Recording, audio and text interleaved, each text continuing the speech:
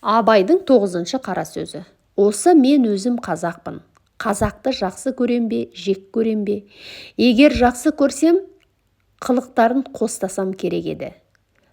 Әрнешік бойларынан адам жақсы көрерлік, көңілге тиянақ қыларлық бір нәрсе тапсам керек еді. Соны не үміт үзбестікке, не онысы болмаса мұнысы бар ғой деп көңілге қуат қылуға жаратсам керек еді. Ондайым жоқ. Егер жек көрсем, сөйлеспесем, мәжілісте сырлас кеңестес болмасам керек еді. Тобына бармай, не қылды, не болды демей жату керек еді. Ол мүмкін болмаса, бұлардың ортасынан көшіп кету керек еді. Бұларды жөндеймін деуге, жөнделер, үйренер деген үмітім де жоқ. Бұлардың бірі де жоқ. Бұл қалай? Бұл айтқанның бірін тұтпай болмас еді. Мен өзі тірі болсам да, анық тірі де емеспін.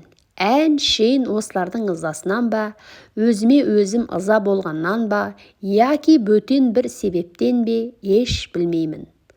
Сыртым сау болса да, ішім өліп қалыпты. Ашулансам ызалана алмаймын. Күлсем қуана алмаймын. Сөйлегенім өз сөзім емес, күлгенім өз күлкім емес. Бәрі әлде кімдікі.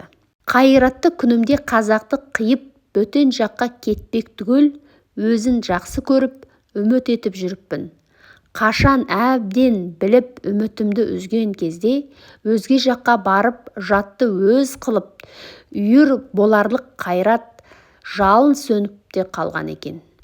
Сол себептен бір жүрген қуыс кеудемін. Тегінде ойлаймын. Бұ да жақсы, өлер кезде әттеген-ай, сондай қызықтарым қалдау деп. Қайғылы болмай, алдыңғы тілеу болмаса, артқа алаң болмай өлуге.